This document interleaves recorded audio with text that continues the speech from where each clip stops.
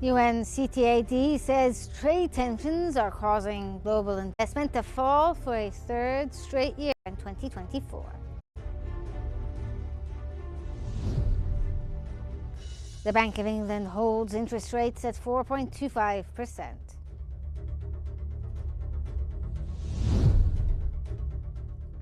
And Goldman Sachs estimates a $10 geopolitical risk premium in Brent crude.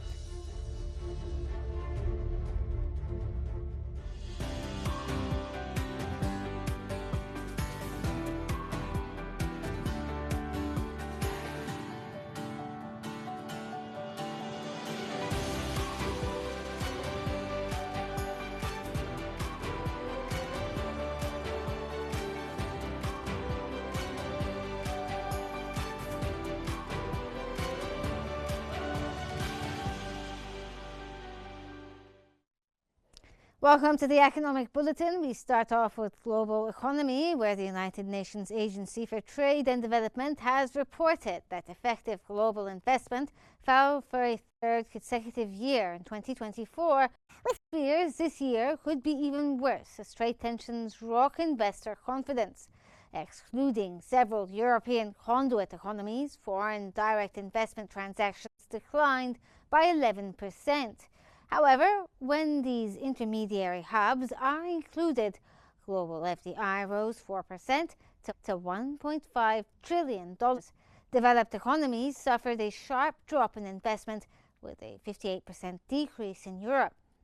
North America, however, observed a 23% increase in FDI, led by the US, while countries in Southeast Asia reached the second highest level of FDI on record, with a 10% rise representing $225 billion.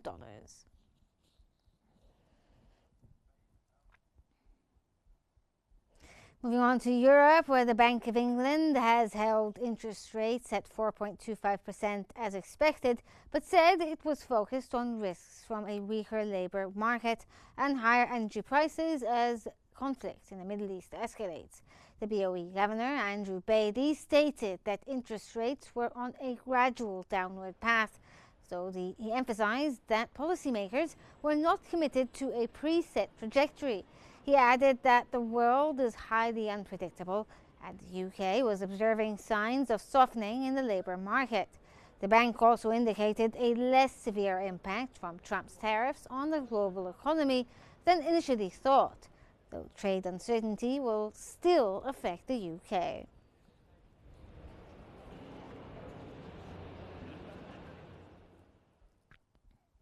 The Swiss National Bank has cut its interest rate to zero in response to falling inflation, appreciation pressure, and the Swiss franc.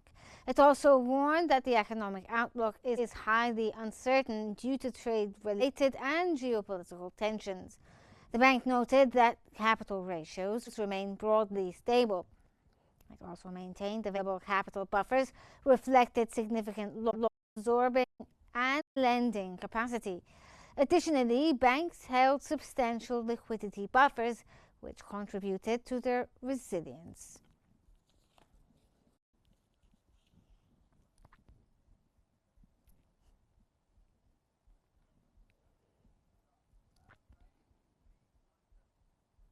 In Asia, China's Commerce Ministry has announced that a certain number of rare earth export license applications have approved, but declined to give further details such as the exact amount and how many had been extended to U.S. firms.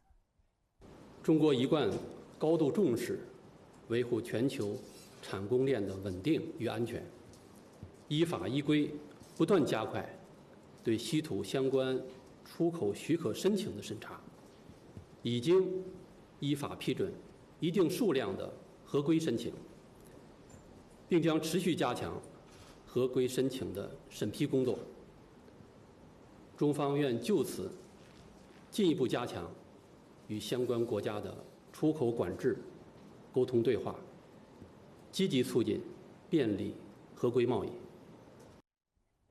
Moving to Latin America, where the Mexican President Claudia Sheinbaum has stated she proposed a general bilateral agreement on security, migration, and trade to the U.S. President Donald Trump. She added that Mexico's Foreign Minister, Marcelo Ebrard, would be traveling next week to meet with his U.S. counterpart. Sheinbaum noted that this particular issue does not concern the United States, Mexico-Canada Agreement, or USMCA, which they are maintaining. El viernes va Marcelo Ebrard.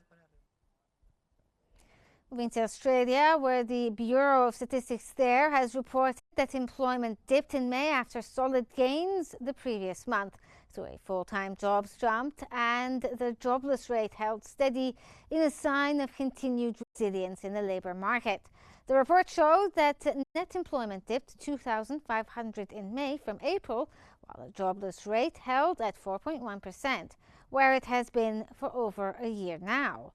Other details of the report were strong, with full-time jobs rising 38,700 in May and hours worked rebounding by a solid 1.3% after a flat April.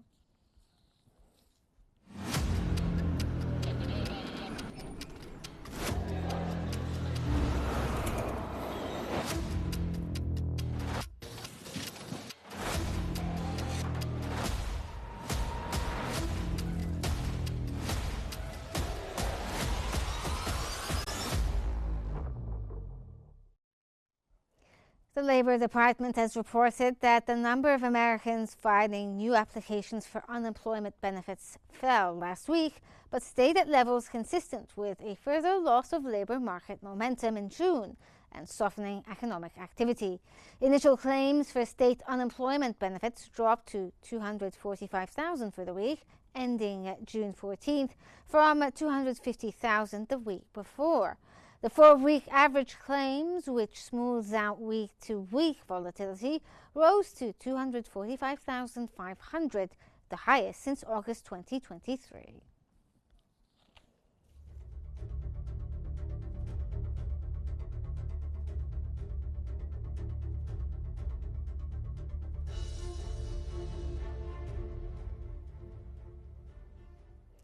The U.S. Federal Reserve has opted to maintain the federal funds rate target range at 4.25% to 4.5%. This decision reflects a wait-and-see approach, supported by ongoing solid economic expansion.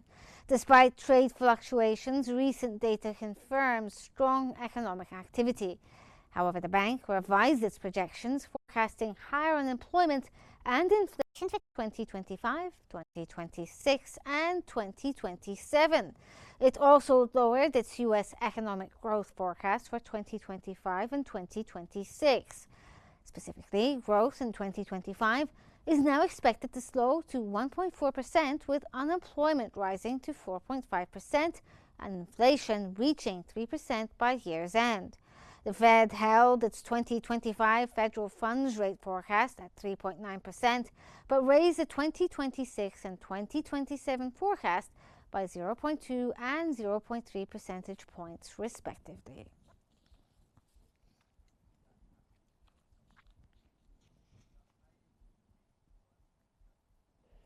U.S. Federal Reserve Chairman Jerome Powell has dismissed criticism from President Donald Trump, who asserted the Fed chair has done a poor job. Powell affirmed the strong U.S. economy, but also expected a meaningful inflation ahead. Despite elevated uncertainty, the economy is in a solid position. The unemployment rate remains low, and the labor market is at or near maximum employment. Inflation has come down a great deal, but has been running somewhat above our 2% longer-run objective. In support of our goals, today the Federal Open Market Committee decided to leave our policy interest rate unchanged. We believe that the current stance of monetary policy leaves us well-positioned to respond in a timely way to potential economic developments. We will continue to determine the appropriate stance of monetary policy based on the incoming data, the evolving outlook, and the balance of risks. Changes to trade, immigration, fiscal, and regulatory policies continue to evolve, and their effects on the economy remain uncertain. Overall, again, the current stance of monetary policy leaves us well positioned to respond in a timely way to economic developments, and for now, and we'll be watching the data carefully. For further analysis, we're joined from Chicago by the director of the Quorum Center for Strategic Studies, Dr. Fry. Welcome, sir, to the Economic Bulletin. Firstly, sir, let's start off by asking, why did the Fed Reserve decide to keep the federal funds rate target range steady at 4.25% to 4.5%, despite the signs of some economic slowdown? You're correct. There were some signs of economic slowdown, but overall, the economy is growing at a healthy pace. Unemployment rate has not increased significantly, and if you look at where the unemployment rate is increasing right now, it's mainly due to federal government-related jobs, whereas manufacturing, it ended last year slowing down. However, manufacturing sector has picked up, as well as the services sector has also picked up. So there are some positive signs which outweigh some of the negative signs, and this is why the Fed's decision to maintain the current interest rate policy. So basically, the Fed's wait-and-see approach reflects this idea or this assessment of the current economic conditions, even despite the uncertainties there. There are uncertainties, but if you look at inflation, yes, he mentioned it is slightly higher than their 2%. It's right now around 2.4%. Unemployment rate is at 4.2. They're projecting that it goes to 4.4. So, slight increases, but overall not enough to justify changing the monetary policy at this time. Okay, so what factors have contributed to the Fed's downward revision of the U.S. economic growth forecast from 1.4% to 1.4% for 2025 and 2026? Well, it goes without saying that the trade war and the tariffs, obviously, that has dramatically increased the chances of an economic slowdown, as well as with increase in costs. And if this prolongs, it could also see inflation tick higher as well. Those are both scenarios that the Federal Reserve, of course, would like to avoid. So with that in mind, those are some scenarios that would indicate higher risk and potentially change in Fed policy. However, if you look at the other factors that are taking play as well, interest rates remain relatively high if you compare it to the past, several years. Housing market is slightly slowing down. So these are all factors that the Fed must weigh in and balance. So in what ways has the Federal Reserve's interest rate decision in 2025 contradicted Donald Trump's public calls for aggressive rate cuts? Obviously, the president, should not and does not influence interest rate because the Federal Reserve and the central bank, in essence, is an independent entity, and they set policy based on their economic targets and objectives for the economy. So calling for lower interest rates does not mean necessarily that the Fed will be pressured into lowering interest rates. And it doesn't go into in line with market conditions to lower interest rates. That would obviously create more risk appetite and could potentially create bubbles in the future with having low interest rates and a fast growing economy. That, of course, spells trouble ahead. Okay, now the Fed chair had highlighted that the unemployment rate has dropped. How does this latest sign affect the credibility of Trump's claims that the Fed is holding back the decisions, or rather suggesting that holding back the economy? Interest rates, as I mentioned, have remained fairly stable. And of course, the Fed has not changed interest rates recently. Growth in the economy, if you look at GDP growth in the US, it has slowed down. So this is what President Trump is saying. Well, growth is slowing down. Economy needs to grow faster. In order to grow faster, and especially in the real estate sector, obviously this is one of President Trump's areas of expertise. He says we need lower interest rates. So those are the driving factors behind the push or the demand for interest rates to be lower. But of course, if you look at the Fed's overall objectives, the healthy state of the economy, there aren't enough negative signs yet to justify lowering rates. Since you're discussing this topic here, how does Powell's recent remarks about a strong economy and the falling unemployment rate, as you've mentioned, challenge the narrative that the U.S. is heading towards a recession, as sometimes suggested by Donald Trump? Obviously, every economy goes through a cycle. So there's a growth period, there's a slowdown, and there's a recession. Are we due for another recession? The last one we had was in 2020 and 2021 with the COVID era, I would say, which was more global than just local to the U.S. However, if you look at Europe, Europe is slowing down. Some countries in the Eurozone are seeing negative growth or contraction in their economy. The US as well has seen a slowdown. So yes, we could potentially be headed towards a recession. But can the Fed avoid it? I don't think the Fed can avoid it. They've never been able to avoid a recession in the past. It's just a cycle that the economy goes through. However, President Trump, during his term, he would like to see this avoided. And by avoiding it means trying to push growth further. And by pushing growth further, he needs to see lower interest rates. Well, now the Fed is playing some sort of balancing act. How does the Fed plan to balance its dual mandate of both maximum employment and maintaining a 2% inflation given the revised projections?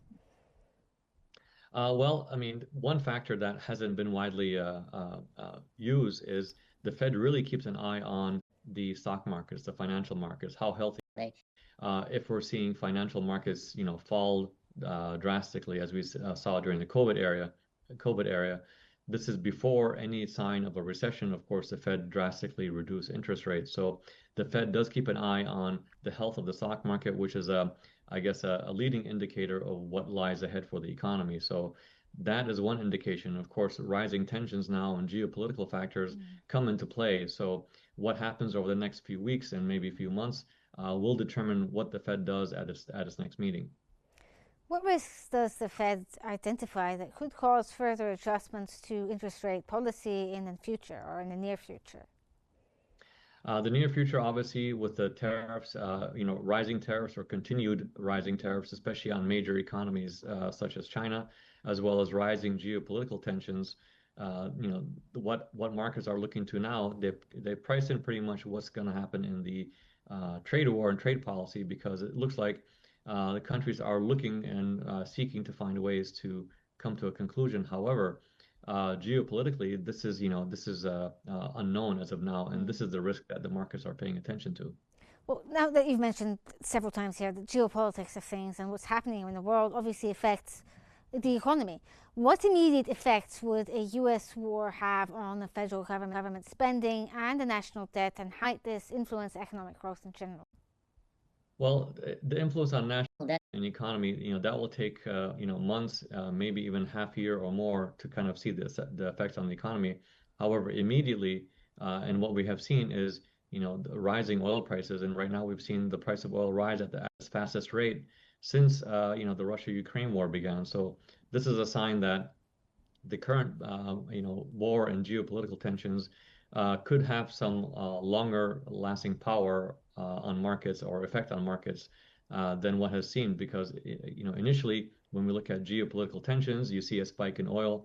1 or 2 weeks later, oil goes back down to where it was before the trend began. However, this time around, we're seeing that this rise is sustainable and it's increasing. So markets are very nervous about this, and what this means is, if the price of oil were to rise and continue to rise, it puts pressure on not only the U.S. but other economies as well, that inflation is going to be coming back and will be rising, which means the Federal Reserve, as well as other central banks around the world, instead of lowering interest rates or keeping them steady, might be forced to raise interest rates to keep inflation at bay. And this, of course, will be negative for economic growth. Well, as you said there, sir, that markets are sort of having the jitters because of what's happening. Now, President Trump came out with a statement yesterday when asked about U.S. intervention with the Iran-Israel thing. He said may or may not intervene. How does this impact the economy, especially inflation, government spending, as well as the market stability in general? Well, as we all know, I mean, statements made by President Trump, of course, a lot of them are met with uncertainty because, obviously that statement alone does not give you the assurance whether or not the U.S. will be participating or will be playing a more active role. And uncertainty is what markets do not like. So as long as there's clarity in the markets, I think that's what everybody is looking for. And right now there is no clarity. So this, of course, creates even more tension as to what will happen. And of course, if the U.S. were to get more involved, this, of course, will be negative for markets and will be negative for global economic growth for the rest of the year, because, like I said, you'll see rising price of oil, rising price of other commodities, and of course, it could be a return to inflation. nobody wants to see a return of inflation. What about disruptions in the supply chain in the Middle East due to the conflict? How can this affect the U.S. manufacturing and consumer good prices in general, especially with threats to places like the Hormuz Strait? Yeah, if you're talking about supply chain effects, of course, the Red Sea and the Suez Canal, I mean, this has more effect on, I would say, the overall broader economy, manufacturing, et cetera, especially trade between Asia and Europe. However, when we're talking about the Strait of Hormuz, this pretty much affects the price of oil and to some extent natural gas. So that would be the effect that we would see. We would be concerned more about the supply chain effects on oil and what it means to disruption of the oil supply more than any other sector. Okay, that was the director of the Quorum Center for Strategic Studies. So, thank you so much for your insights and thank you for joining us. And now we move on to the latest developments from the MENA region.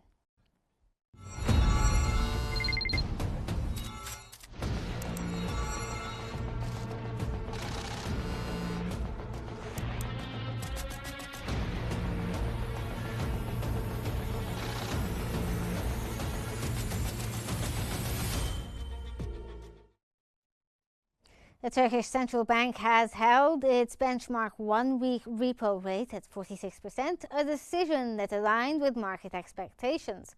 The bank noted that the underlying trend of inflation declined in May, and the leading indicators suggest that this decline will continue in June. It stated that second quarter data indicated a slowdown in domestic demand. The bank also reported that disinflation is being strengthened by its firm, tight monetary policy, which is achieving this through moderate domestic demand, a stronger Turkish lira, and better inflation expectations.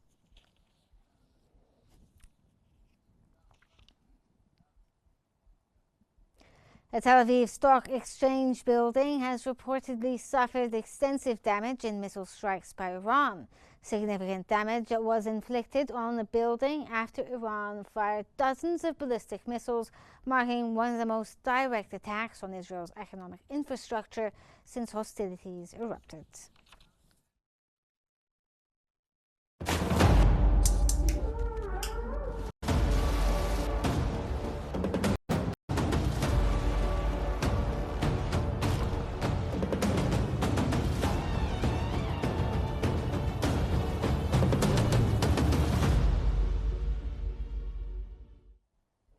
Goldman Sachs has said that Brent crude includes a $10 risk premium, with prices now around $76 to $77 a barrel. The bank still expects Brent to fall to $60 later this year unless major supply disruptions occur. But in a worst-case scenario, like a wider conflict or shipping disruptions, Goldman warned that prices could spike past $100. Barclays also said if Iran's oil exports are halved, crude could rise to $85 and possibly higher. Iran is OPEC's third largest producer, and traders are watching closely as the U.S. weighs its next move.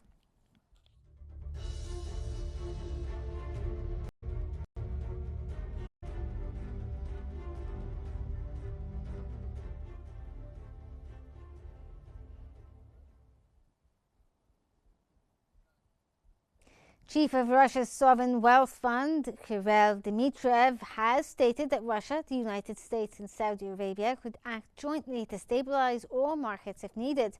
On the sidelines of St. Petersburg International Economic Forum, he noted that there was a precedent for similar joint action in 2020 and that it is early to talk about concrete joint action yet, but based on an earlier precedent, such action is possible.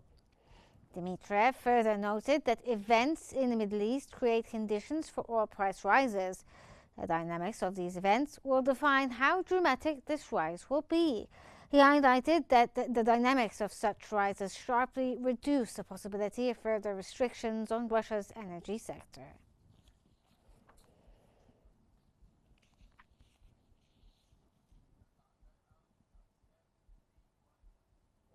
Oil prices rose on Thursday after Israel and Iran continued to exchange missile attacks overnight, and U.S. President Donald Trump's stance on the conflict kept investors on edge. Brent crude futures rose $1.60 or 2.1% to $78.29 a barrel. U.S. West Texas Intermediate crude was up $1.64 or 2.1% at $78.34.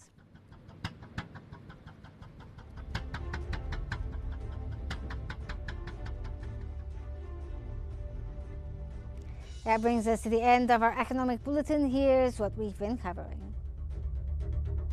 UNCTAD says trade tensions are causing global investment to fall for a third straight year in 2024.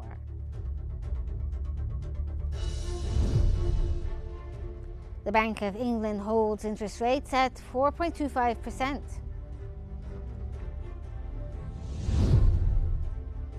And Goldman Sachs estimates a $10 geopolitical risk premium in Brent crude.